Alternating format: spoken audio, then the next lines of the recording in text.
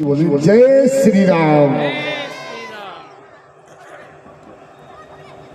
हमारे आदरणीय मंच संचालक श्रीमान ब्रज किशोर सिंह जी किशोर जी पधार रहे हैं। मैं उनका हार्दिक स्वागत और अभिनंदन करता हूं।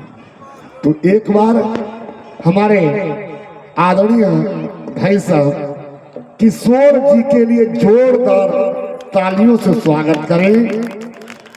और ये राम जी की ही कृपा है। आप देख रहे हैं आपको अवकाश प्राप्त हुए कितना समय हो गया है ना, लेकिन फिर भी आपकी उत्सुकता देखने को ही बनती है। ये राम जी की ही कृपा है जो कि आप अपने संपूर्ण कार्यों को 5 दिन के लिए बिल्कुल विस्मृत कर देते हैं और केवल राममय बन जाते हैं। आपका जीवन राममय हो जाता है। ऐसे हमारे संचालक जी, अब हम लोग तो आरती की बात चले जाते हैं, लेकिन आपको पूरी योजना रचना बनानी पड़ती है और उसके बाद ही जाते हैं कि कब कौन से वक्ता को हमको किस समय बुलाना है। तो पूरी ही रूपरेखा, पूरी ही भूमिका के साथ आप यहाँ पर व्यवस्था बना के जाते हैं और ठीक अपने समय से यहाँ पर उपस्थित होते हैं। तो मैं पुनः निवेदन करता हूँ आदरणीय अपने मंच संचालक जी से। सभी का हार्दिक स्वागत, वंदन और अभिनंदन। हमारे इस कार्यक्रम को संयोजित करने में लगातार प्रयत्नशील ही नहीं रहते हैं। पूरे वर्ष भर यहाँ से जाने के बाद पूछते हैं अब कब तिथि आपने तय की है, किन किन को बुलाना है, कैसे कैसे लोगों को बुलाना है, लगे रहते हैं। और उसी का प्रतिफल है कि हमारे यहाँ अच्छे वक्ता हमेशा आ जाते हैं। आप सुनकर मन को आनंद की अनुभूति देते हैं और हृदय में प्रभु राम को बसा देते हैं। आइए मैं उनके लिए पुनः निवेदन कर रहा हूँ, एक बार जोरदार तालियों से स्वागत करिए और सुनिए आदरणीय श्री अरिमर्दन शास्त्री जी। हाँ हेलो, एक मिनट, राजू पटेल जी आए हैं क्या? ये रामू जी के मामा जी हैं, आ जाइए भैया, एक माला अर्पित कर दीजिएगा। उसके बाद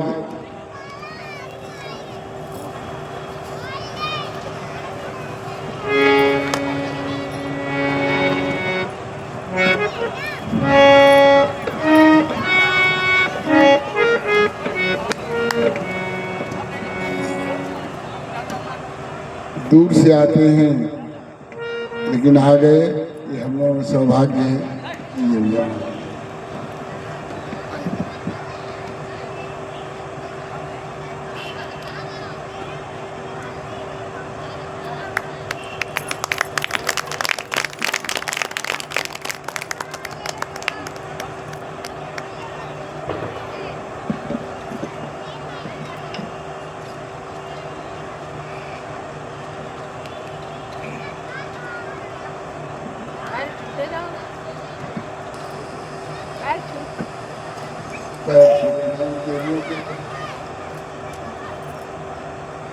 वाल्मीकि के जाप से निकला ये परिणाम, श्रद्धा होनी चाहिए मरा कहो या राम। वास्तव में श्रद्धा की तो बात है, हम कैसे भी कुछ कहें और प्रभु का नाम तो निकल ही जाता है और उसी नाम से हमारे जीवन का उद्धार होता है।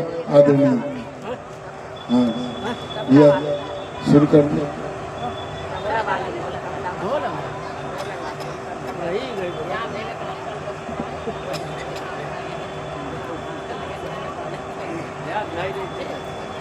आपके यहाँ सुंदरकांड जो है कब हो ये प्रभु जाने।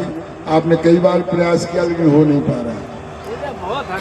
हाँ हाँ, नहीं नहीं, यहाँ से जाना है ना। ठीक है भैया।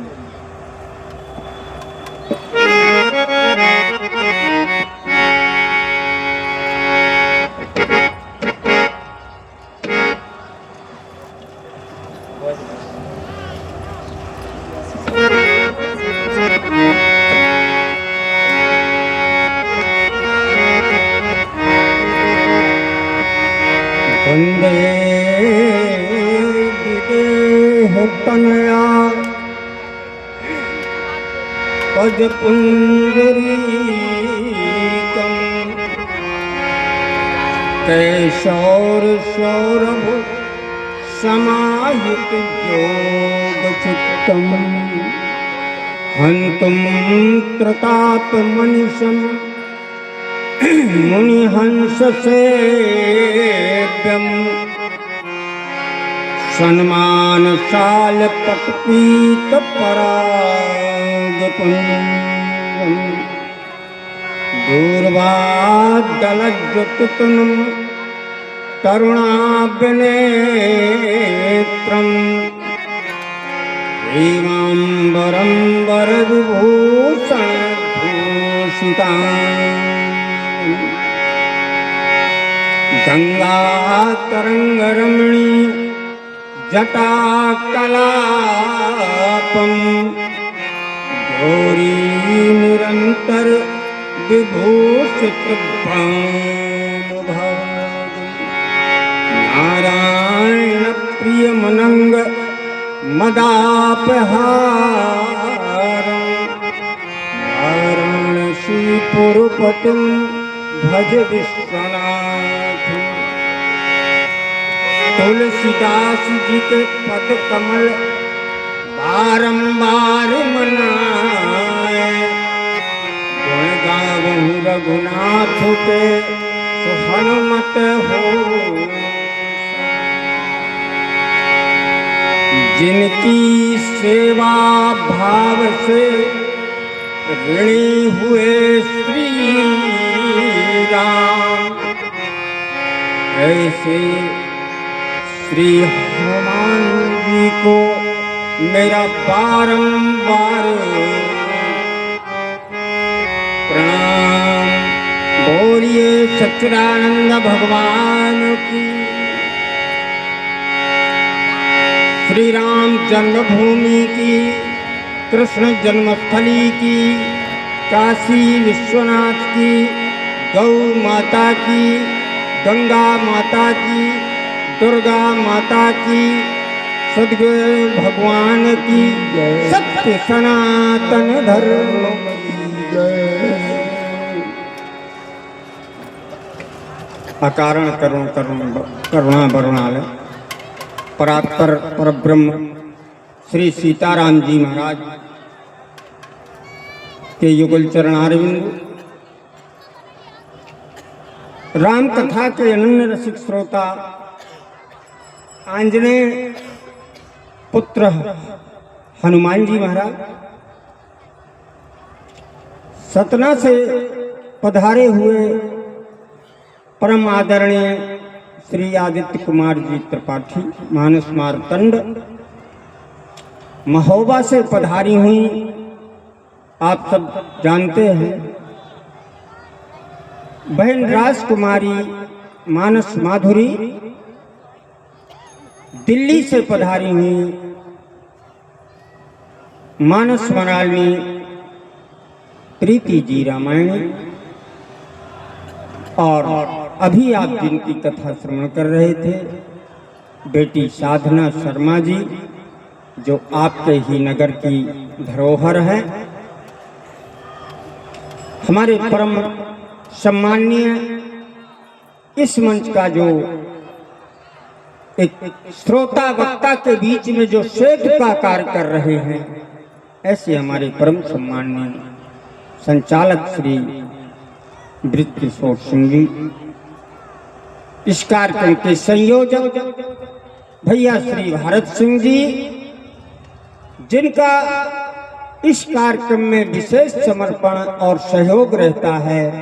ऐसे भाई राहुल कनौजिया जी वाद्य यंत्र पर संगति कर रहे, हमारे शिवा शिव प्रताप जी, आप सब भगवत चर्चा प्रेमी, संत चरणारविंद अनुरागी, धर्म प्रेमी, देश प्रेमी बंधुओं, पाश्चात्य सभ्यता से उभटके हुए मन की वृत्तियों को संतुलित करने में अपना विलक्षण सहयोग प्रदान करने वाली बंधुआ मेरी मातृशक्तियों, आइए 2 बार भगवान नाम स्मरण कीजिए।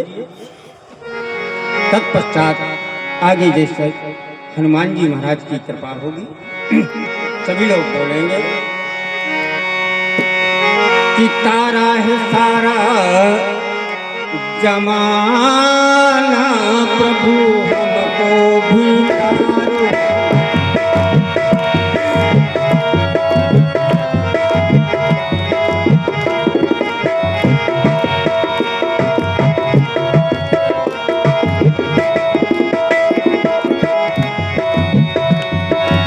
हमको भी तारो प्रभु हमको भी तारो, हमको भी तारो प्रभु हमको भी तारो, हमको भी तारो प्रभु हमको भी तारो, हमको भी तारो प्रभु हमको भी तारो। तारा है सारा जमाना प्रभु ओ तारा है सारा जमाना प्रभु हमको भी तारो।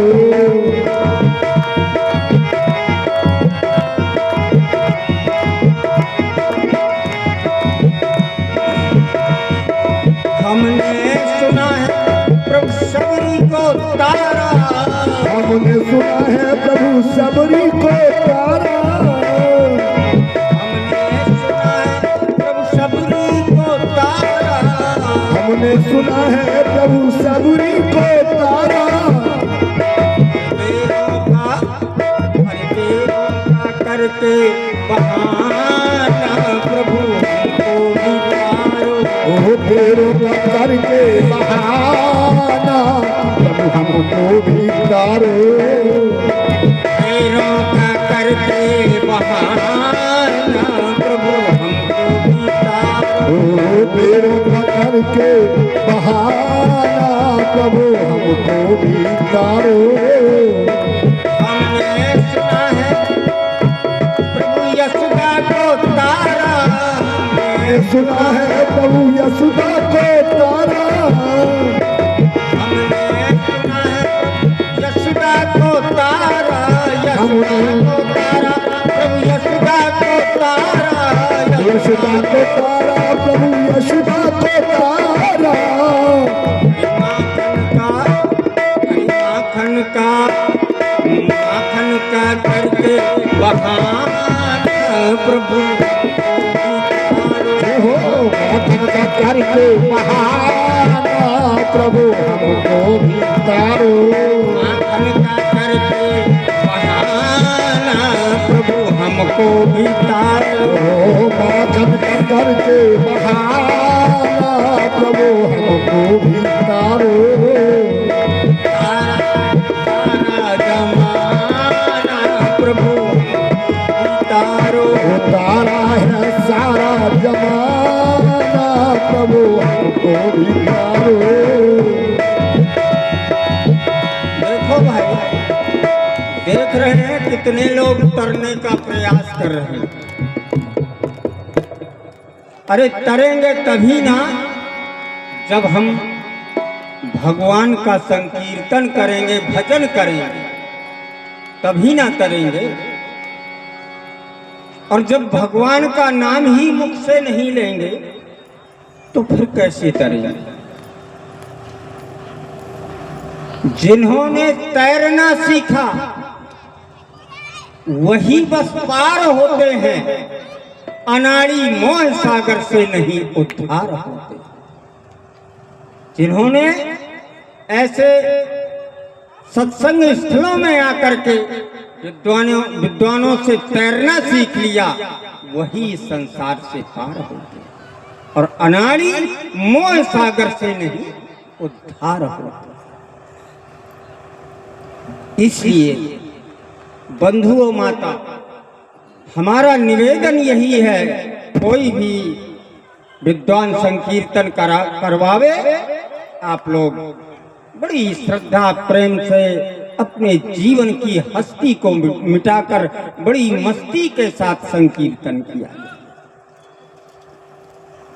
बड़ी सुंदर बात है। भगवान राम के आज शील की बात करें। भगवान प्रभु हमारे कितने शीलवान, कितनी शीलता। जिस समय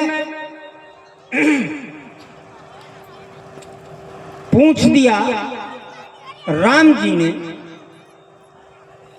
माता कैकेयी से, कहा माँ ये पिताजी को क्या हो गया। माता कैकेयी ने कहा बेटा तुम्हें पता नहीं, मैंने तुम्हारे पिताजी से भरत के लिए राज्याभिषेक और तुम्हारे लिए 14 वर्ष का वनवास मांग लिया है, इसी से तुम्हारे पिताजी अचेत पड़े हुए। देखिए राम जी का शील। कहते हैं माँ इतनी छोटी सी बात के लिए पिताजी को इतना बड़ा दुख। कहा कि थोड़ी ही बात पितई दुख भारी, अहोय प्रतीत न मोहि महतारी। बात पितई दुख भारी, होय प्रतीत न मोहि महतारी। जो न जाऊं बन ऐसे काजा, बन ऐसे काजा, प्रथम बन मोहि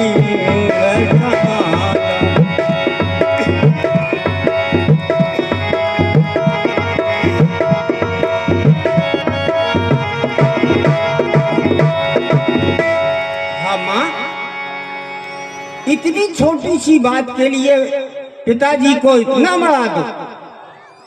जो न जाऊं बन ऐसे काजा, प्रथमो गन्मी मूल समाजा। समाज में मेरे लिए क्या कहेगी। फिर मां अगर मेरा भाई भरत राजा बन जाएगा तब तो ये मेरे लिए बहुत अच्छी बात है। कहा भरत प्राण प्रिय, भरत प्राण प्रिय पामहि राजू। अगर मेरा भाई भरत, मेरे भाई भरत को राज्य मिल जाए तो मेरा सम्मान बहुत ज्यादा बढ़ जाएगा। कैसे। कहा भरत प्राण प्रिय पामहि राजू, तब विधि सब विधि भाषण मुखिया।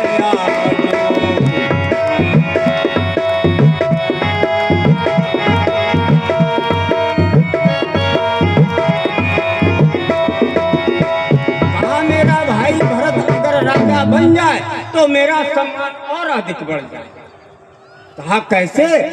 कहा अगर मैं राजा बन गया तो लोग केवल इतना कहेंगे कि ये अयोध्या की राजा, और अगर मेरा भाई भरत राजा बन गया तो दुनिया के लोग क्या कहेंगे जानते हो, ये अयोध्या के राजा के ज्येष्ठ भ्राता जा रहे हैं, तो मेरा सम्मान और ज्यादा।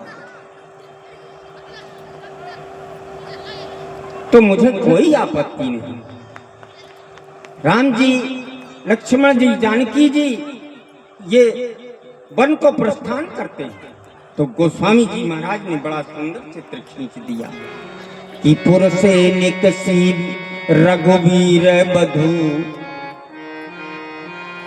धर धीरे दिए मग में डग गए। जल की बरबाल कमी जल की, पोपुट सूख गए अधरा धर गए।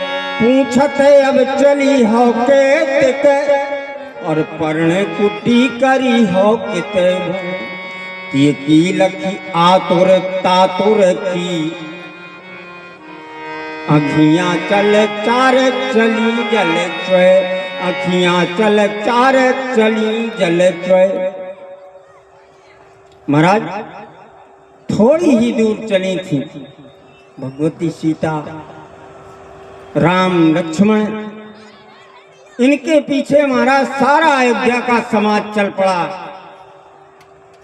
कि महाराज अगर अयोध्या में राम नहीं रहेंगे तो हम भी इस अयोध्या में नहीं रहेंगे, हम भी अयोध्या का परित्याग कर देंगे। थोड़ी ही दूर चले थे कि महाराज भगवती सीता ने पूछ दिया क्या राम जी से, कहा प्राणनाथ अभी और कितनी दूर चले। राम जी ने कहा अरे अभी तो 14 वर्षों में एक दिन भी नहीं हुआ और ये सीता पूछने लगी अभी कितनी दूर चले। इधर महाराज दशरथ ने सुमंत को बुलाया और सुमंत से कहा सुमंत रथ को सुसज्जित करो और जाओ राम जी के साथ वन चलो। सुमंत ने कहा राजन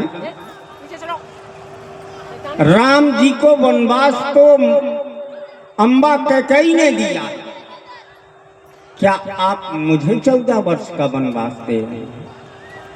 महाराज दशरथ ने कहा नहीं नहीं सुमंत तुम्हें 14 वर्ष के लिए नहीं जाना। तब कहा तुम्हें तो केवल क्या करना है? कहा वन दिखाए सुर सरहन वाई आनु फेर दो फेर बेग दो भाई वन दिखाए सुर सरहन वाई आनु फेर बेग दो भाई।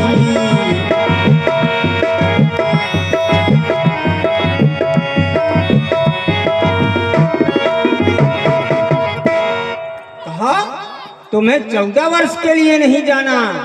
कहा तब, कहा तुम्हें वन दिखा, कहा तुम राम जी को वन दिखा करके और गंगा स्नान करवा करके वापस ले। राम लक्ष्मण सीता कहा महाराज आप रोकते रहे मनाते रहे राम जी को, आपके मनाने से राम जी नहीं माने, क्या मेरे मनाने से राम जी मान जाएंगे लौट आएंगे? कहा महाराज दशरथ ने कहा एक काम करना सुमंत अगर राम लक्ष्मण नहीं लौटे तो न लौटे लेकिन मेरा एक निवेदन उनसे कर देना। क्या? कहा जो नहीं फिरे धीरे दो भाई सत्य सिंधु दृढ़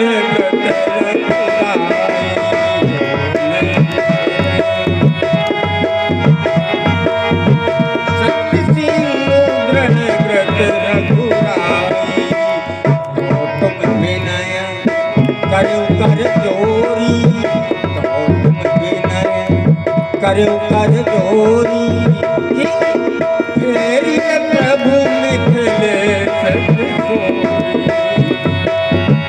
तेरी प्रभु मिथिले।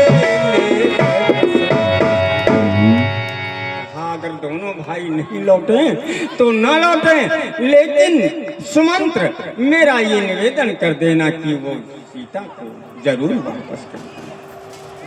सुमंत्र ने कहा राजन अगर मेरे निवेदन मेरे कहने से सीता भी नहीं लौटी, सीता को नहीं लौटाया तो महाराज दशरथ ने कहा तब सुमंत्र क्या होगा? कि न तरुण पट अवलंब विहीना ओ मैं न जियब में जल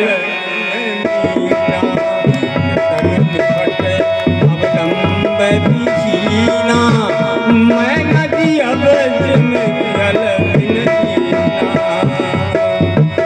मैं नदी अब में जल बिहीना अगर सीता जंगल से नहीं लौटी, सीता वापस नहीं लौटी और मेरी बहू जंगल को गई तो मैं उसी प्रकार प्राणों का परित्याग कर दूंगा जैसे बिना जल की मछली प्राणों का परित्याग कर देती। मैं ना जियब जिम जल कर। इधर सुमंत्र ने रथ को तैयार किया। देखो ये त्रेता का ससुर बोल रहा है कि अगर मेरी बहू जंगल को चली गई तो मैं यहाँ जिंदा नहीं रहूंगा।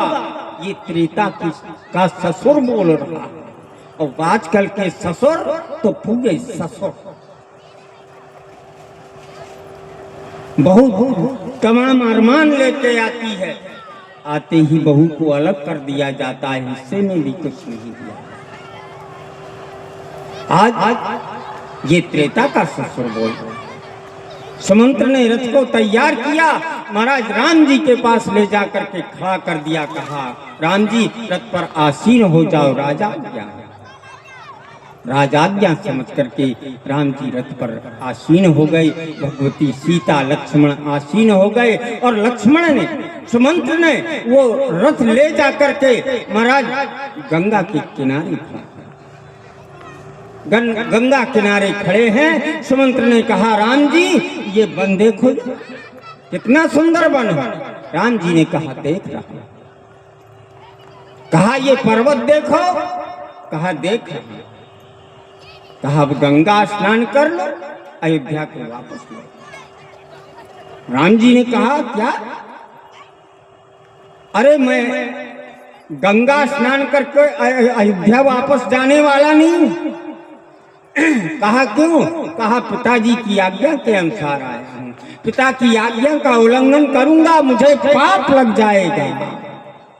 सुमंत्र ने कहा मैं गंगा स्नान इसीलिए करवा रहा हूं कि जो पाप लगेगा आपको वो गंगा में धुल जाएगा। आजकल के पापी यही समझते हैं 6 महीना पाप कर लो और एक बार गंगा में स्नान कर लो सारा पाप धुल जाएगा। तो लोगों ने गीत लिख दिया क्या? राम तेरी गंगा मैली हो गई, पापियों के पाप धोते। तो कहा गंगा स्नान करके वापस लौट चलूं, ये मेरे बस की बात। तो कहा फिर प्रभु चलते समय पिताजी ने एक निवेदन और किया। क्या? पिताजी ने कहा था कि जो नहीं फिरे धीरे दो भाई, सत्य सिंधु दृढ़ व्रत रघुराई।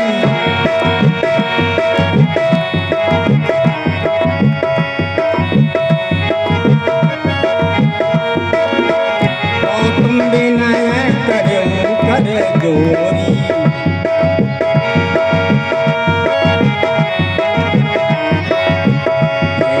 प्रभु मिथिलेश किशोरी।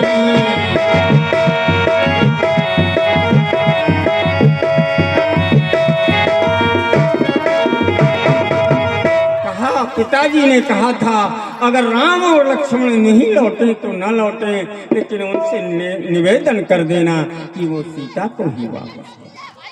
भगवती सीता ने कहा अरे ये मेरे बस की बात नहीं है, मैं अपने प्राणनाथ की सेवा को छोड़ करके मैं जाने वाली नहीं। मुझे तो अपने पति के चरणों में ही रह करके सुखानुभूति, मैं लौटने वाली हूँ। जब किसी भी तरह परमात्मा राम नहीं लौटे, भगवती सीता को नहीं लौटाया। सुमंत्र बड़े चतुर मंत्री थे, इन्होंने एक दूसरा दांव पेच लगा। कहा राम जी अगर मैं चाहूं तो आज आपको अयोध्या का राजा बना सकता। कहा कैसे? कहा देखिए आजकल चाहे लोकसभा की बैठक हो, चाहे विधानसभा की, चाहे ग्राम सभा, जो भी कार्यवाही होती है, प्रस्ताव होता है, उसे एक रजिस्टर में अंकित किया जाता है। और महाराज जो आपके राज्याभिषेक की कार्यवाही की गई, वो कार्यवाही रजिस्टर के अंदर, और जो कैकेयी ने 14 वर्ष वनवास की मांग की है वो कार्यवाही रजिस्टर के बाहर है। इसलिए मैं चाहूं तो आज आपको अयोध्या का राजा बना सकता। राम जी ने कहा ठीक है सुमंत, तुम राजा मुझे बना दोगे तो दुनिया मान लेगी मुझे राजा कि मैं अयोध्या का राजा हूं। कहा बिल्कुल। कहा तो सुमंत ठीक है, तुमने राजा बना दिया, मैं राजा बन गया। अब सुमंत जरा ये बताओ कि मैं कौन हूं और तुम कौन? कहा प्रभु आप अयोध्या के राजा हैं। और कहा तुम? कहा मैं आपकी प्रजा का एक साधारण नागरिक। कहा फिर से सोच लो सुमंत, मैं कौन हूं? कहा प्रभु आप अयोध्या के राजा हैं। और कहा तुम कौन हो? कहा मैं आपकी प्रजा का एक नागरिक हूं। कहा ये बताओ सुमंत कि प्रजा के नागरिक को, प्रजा के व्यक्ति को राजा की आज्ञा का पालन करना चाहिए कि नहीं करना चाहिए? कहा प्रभु अवश्य पालन करना चाहिए। राजा अगर कोई आज्ञा दे तो प्रजा के व्यक्ति को उनकी बात का पालन जरूर, आज्ञा का पालन जरूर करना चाहिए। कहा बस सुमंत मैं राजा हूँ, तुम प्रजा हो और मैं इसी समय आदेश देता हूँ सुमंत इसी वक्त रथ को लेकर अयोध्या वापस लौट।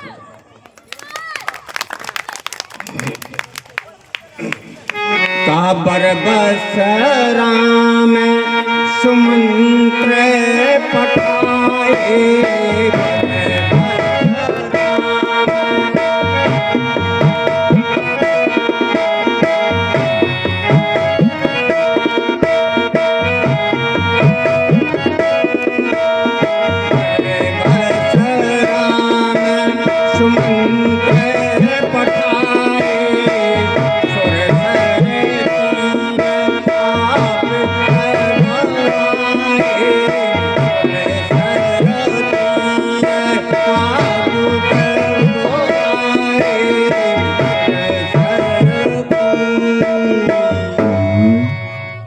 बरबस राम सुमंत पठाए। बहुत से लोग कहते हैं कि बरबस शब्द का मतलब कि जबरदस्ती राम जी ने सुमंत को लौटा दिया। एक शील निधान कभी किसी के साथ जबरदस्ती नहीं कर सकता। बरबस का मतलब बेबस होकर के राम ने सुमंत को वापस, बेबसी। इसलिए बरबस राम सुमंत पठाए, सुरसर तीर आप तब आए। ये राम जी का शील है।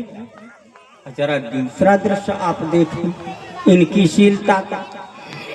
जिस समय राम जी का अभिषेक हो रहा है और सारे लोग राज्याभिषेक के समय मौजूद हैं, गोस्वामी जी ने लिखा क्या कि भरतादि अनुज विभीषण अंगद हनुदाद आदि समेत जे गहि छात्र समर व्यजन धनु अस चरम सत्य विराजते।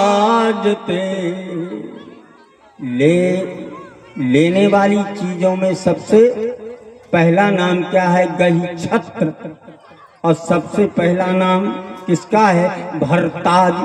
भरत राम जी के पीछे छत्र लिए खड़े, कोई चमर लिए खड़ा है, व्यजन लिए खड़ा है। राम जी ने कहा भाई मैं अपने अभिषेक की वेला में सबको देख रहा हूं, लेकिन भरत मुझे कहीं दिखाई नहीं। भरत लाल जी ने कहा नहीं प्रभु, मैं ठीक आपके पीछे ही था। अच्छा भरत, इस समय सब कोई अपने हाथ में कुछ ना कुछ लिए खड़ा है, बताओ तुम क्या लिए खड़े हो? कहा प्रभु आपके पीछे में छत्र लेकर। राम जी ने कहा, वाह भरत, जब तक एक भरत रूपी संत की छत्र छाया नहीं थी तब तक ये राम राजा नहीं बन पाया। आज भरत रूपी संत के छत्र की छाया हो गई है तो ये राम राजा जरूर बन गया। राम जी ने कहा, भरत जरा ये बताओ कि 14 वर्ष में वनवासी और तुम भी 14 वर्ष तक नंदी ग्राम में वनवासी के ही रूप में रहे। बताओ भरत, इस 14 वर्ष की वन यात्रा में कौन जीता और कौन हारा? भरत लाल जी ने कहा, प्रभु इसका निर्णय मैं नहीं बता सकता, कौन जीता कौन हारा ये तो आप ही बता सकते हैं। आप ही बताइए कि इस 14 वर्ष की वन यात्रा में कौन हारा और कौन जीता? राम जी ने कहा, भरत इस 14 वर्ष की वन यात्रा में तुम जीत गए हो, मैं हार चुका हूं। कहा, कैसे? कोई प्रमाण है? कहा, मैं नहीं कहता, दुनिया के लोग ही कहते हैं। क्या लोग कहते हैं कि राम लखन सिया कानन बसाही और भरत भवन बन तन तप कसाही। कहा, तब अंत में निर्णय लिया इसने समाज ने। कहा, दो दिश देख कहाँ सब सम, दो दिश देख कहाँ सब लोग, सब विधि भरत सराहन दो।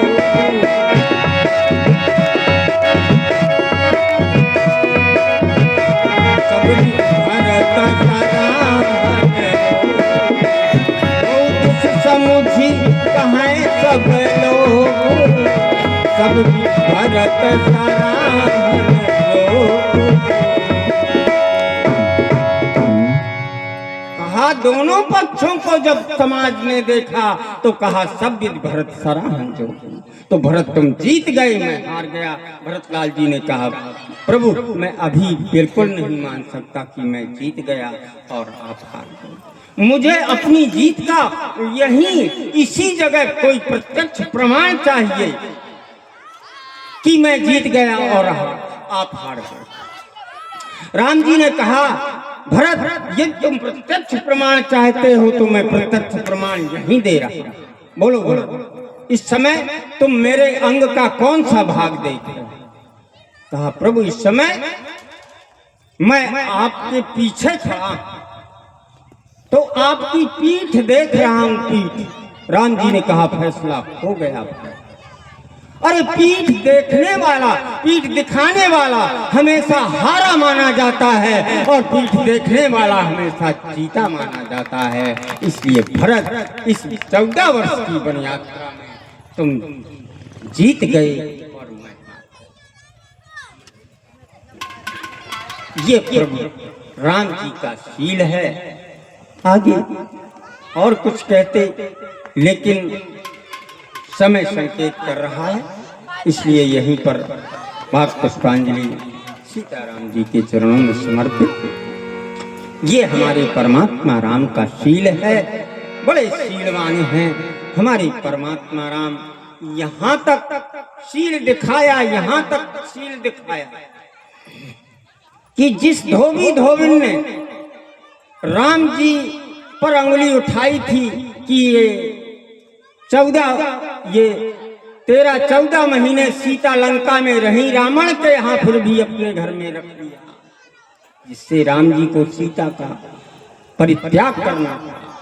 अरे अग्नि परीक्षा लेनी पड़ी। अंततः जब भगवान जाने लगे अयोध्या से अपने धाम साकेत धाम के लिए, कहा हनुमान जरा पता करो कौन कौन हमारे साथ चलना चाहेगा।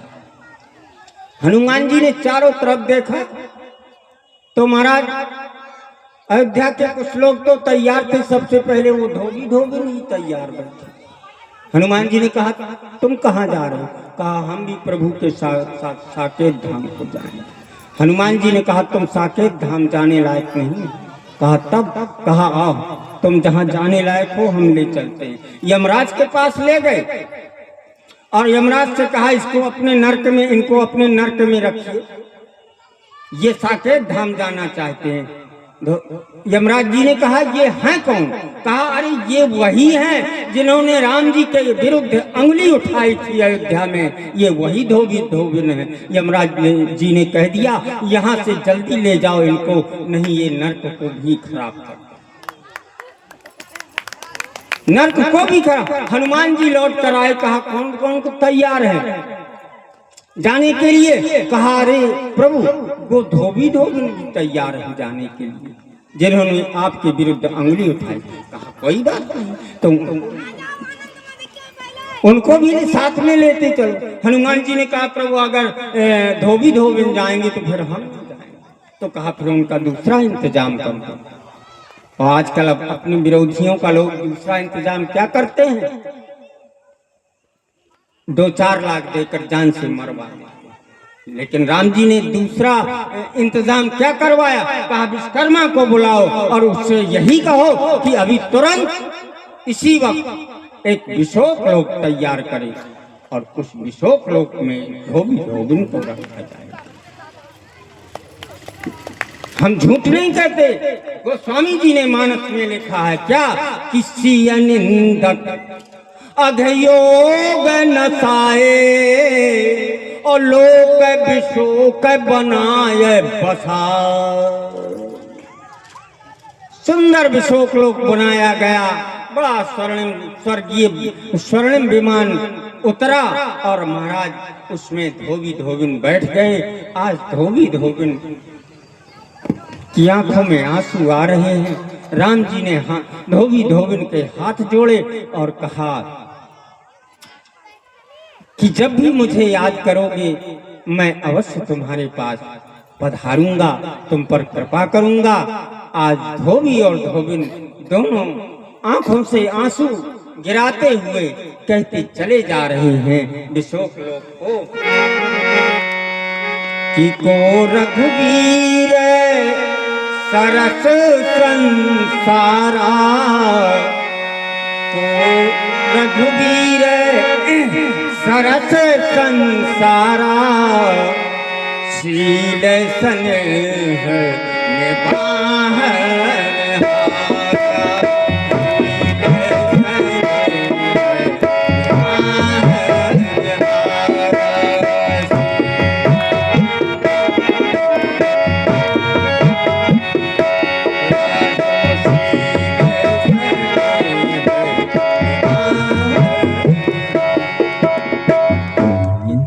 निभाहन भला कौन हो सकता है परमात्मा राम के समान। इसलिए बंधुओं आइए वाणी को विश्राम 2 बार श्रद्धा प्रेम से बोलिए कि आते भी राम बोलो, जाते भी राम बोलो, सुबह और शाम बोलो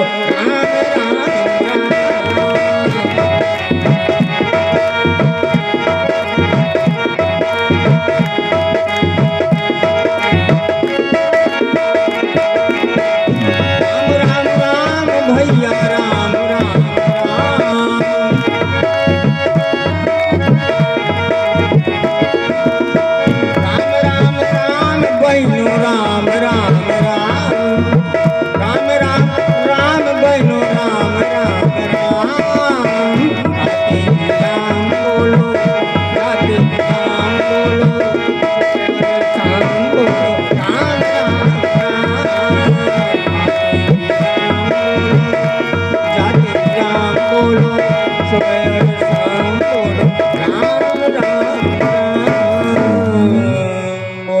सच्चिदानंद भगवान सत्य सनातन धर्म की।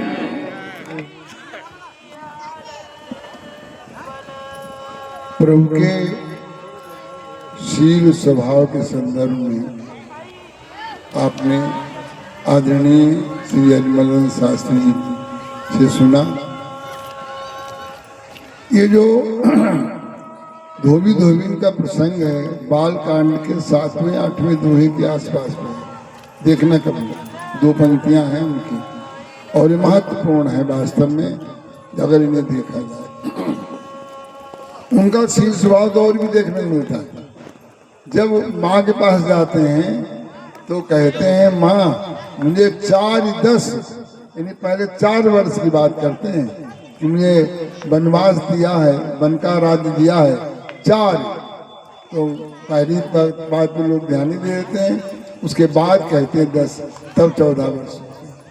तो उनका शील स्वभाव तो वर्णनातीत है, प्रारंभ से अंत तक ऐसे स्वभाव का वर्णन आपके द्वारा आपके मुखारबिंद से सुना। अब मैं निवेदन कर रहा हूँ, हमारी जो देश की राजधानी है, देश का जो दिल है दिल्ली, वहाँ से पधारी हुई आदरणीय प्रीति रामायणी जी, प्रीति रामायणी जी, मैं निवेदन कर रहा हूँ आप मंच पर पहुँचें और 45 मिनट का समय